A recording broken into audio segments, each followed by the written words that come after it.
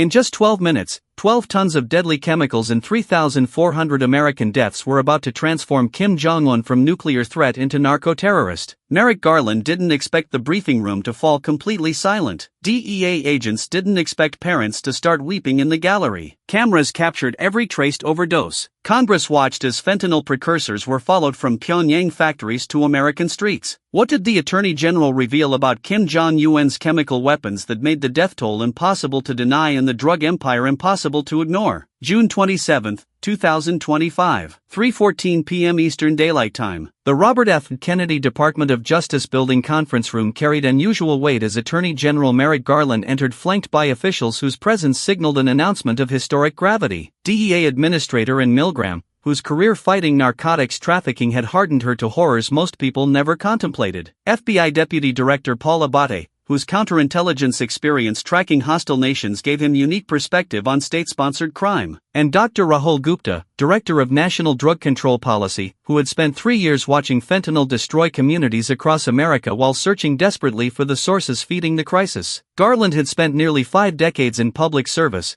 from prosecutor to federal judge to the nation's chief law enforcement officer. At 72 years old, the soft-spoken former jurist typically approached press conferences with judicial restraint, measuring words carefully, avoiding inflammatory rhetoric. But today, reviewing notes one final time before beginning, his hands trembled with barely suppressed rage at evidence so damning it had kept him awake for 3 consecutive nights. Behind him, a screen displayed an image that would soon dominate news coverage worldwide. A map of the United States dotted with 3,400 red pins, each representing an overdose death traced through painstaking forensic analysis to a single source. The density of pins in Appalachia, the Midwest, and the Southwest created clusters of tragedy that told stories of communities devastated by a drug more lethal than anything in American history. "Good afternoon," Garland began, his voice carrying the controlled intensity of someone delivering news that would reshape international relations. 27 months ago, the Drug Enforcement Administration, working in coordination with the FBI and international partners, initiated an investigation into the source of fentanyl precursor chemicals flooding into the United States through Mexican cartels. The room, packed with reporters who had covered countless drug policy announcements, sensed immediately this would be different. Garland's tone carried none of the routine bureaucratic language that typically characterized Justice Department briefings. "What we discovered," Garland continued, "represents the most significant state-sponsored narcotics trafficking operation documented in modern history. The investigation has conclusively established that the Democratic People's Republic of Korea,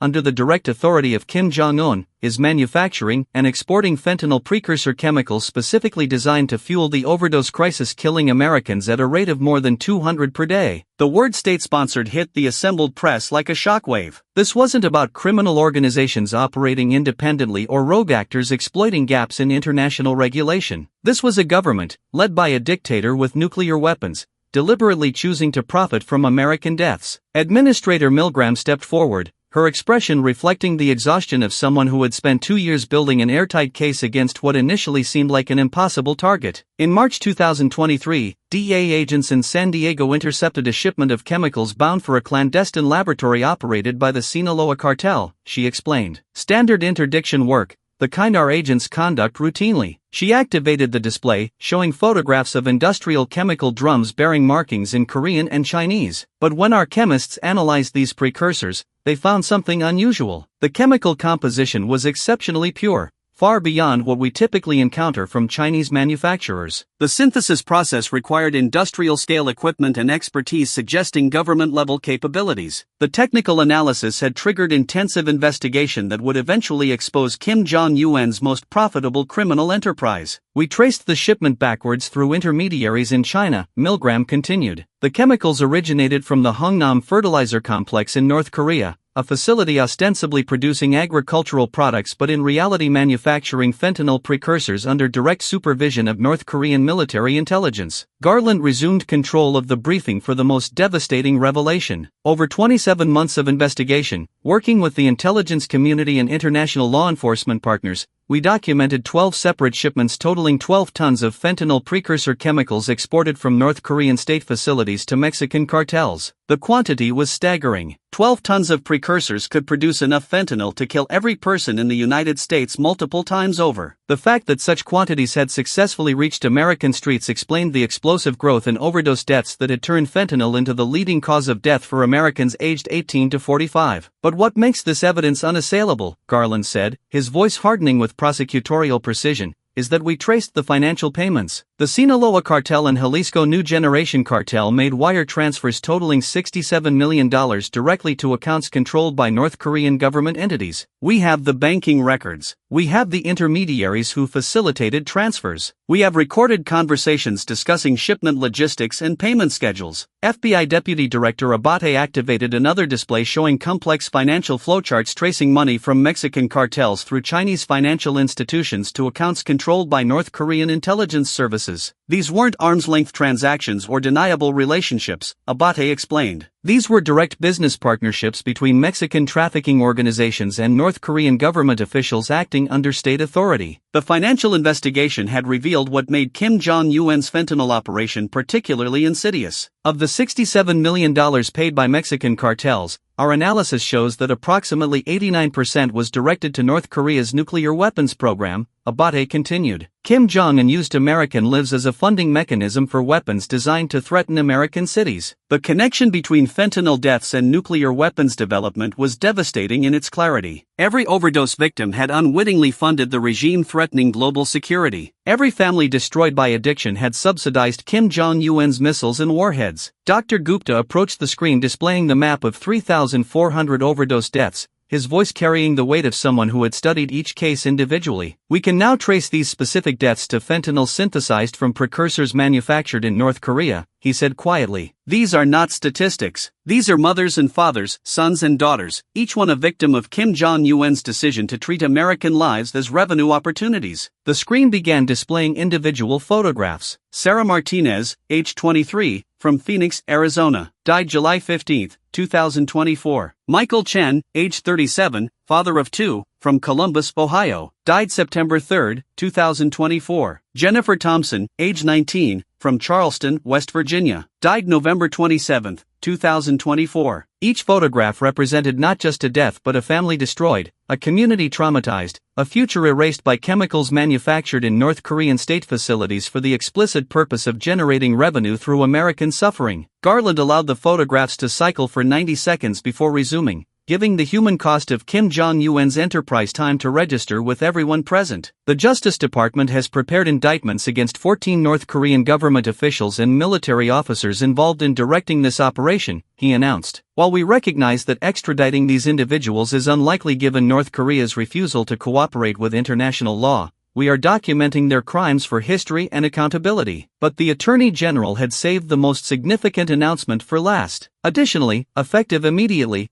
the United States Treasury Department is designating the Democratic People's Republic of Korea as a state sponsor of narcoterrorism. This designation carries consequences including complete financial isolation, enhanced sanctions, and criminal liability for any entity providing material support to North Korean government operations. The designation was the most severe the United States could impose, placing North Korea in the same category as nations considered fundamental threats to international security. It represented acknowledgement that Kim Jong Un's regime had crossed lines that made diplomatic engagement impossible and international isolation necessary. The briefing concluded with Garland taking questions from reporters who struggled to process the implications of state-sponsored drug trafficking on this scale. When asked whether he believed Kim Jong Un personally authorized the fentanyl operation, Garland's response was unequivocal. Intelligence assessments indicate these operations require supreme leader approval. This is not rogue elements acting independently. This is deliberate policy. Within 20 minutes of the briefing's conclusion, the story dominated global headlines. CNN led with, North Korea fueling U.S. fentanyl crisis, DOJ proves. The New York Times emphasized Kim Jong Un regime linked to 3,400 American overdose deaths. Even outlets typically cautious about North Korean coverage couldn't soften evidence this comprehensive. But the real impact occurred in communities devastated by fentanyl where families suddenly had answers about who profited from their suffering. Support groups for overdose victims' families released statements expressing rage that a foreign dictator had deliberately targeted their children for profit. Congressional representatives from affected districts demanded immediate action beyond sanctions,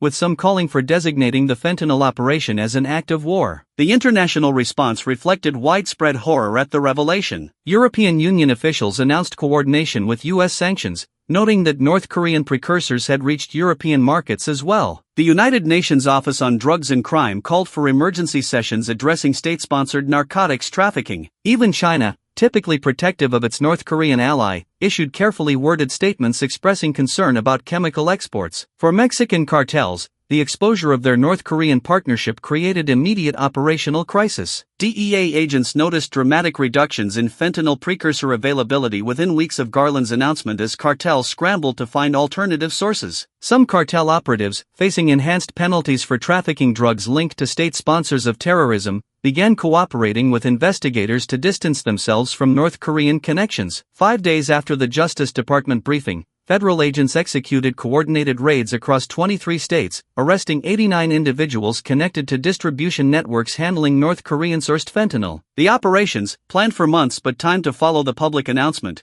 represented the largest single-day action against fentanyl trafficking in DEA history. The financial isolation proved equally devastating to Kim Jong Un's operations. Treasury Department actions froze hundreds of millions of dollars in accounts used to facilitate precursor payments. Chinese financial institutions, facing secondary sanctions for processing North Korean drug money, began refusing transactions connected to Pyongyang. The revenue stream that had funded significant portions of North Korea's nuclear program dried up within weeks. But perhaps the most significant impact was psychological. For years, Kim Jong Un had presented himself as a strategic adversary pursuing nuclear weapons for defensive deterrence. The fentanyl revelation recast him as something far more venal, a dictator willing to poison American communities for profit, funding missiles with money earned from destroyed families and devastated towns. Parents who had lost children to overdoses became powerful voices demanding accountability. Testimony before congressional committees featured mothers holding photographs of deceased sons and daughters, explaining in heartbreaking detail how their families had been destroyed while Kim Jong Un grew wealthier. The human dimension made abstract foreign policy debates viscerally personal in ways that shifted political calculations. 6 weeks after Garland's announcement,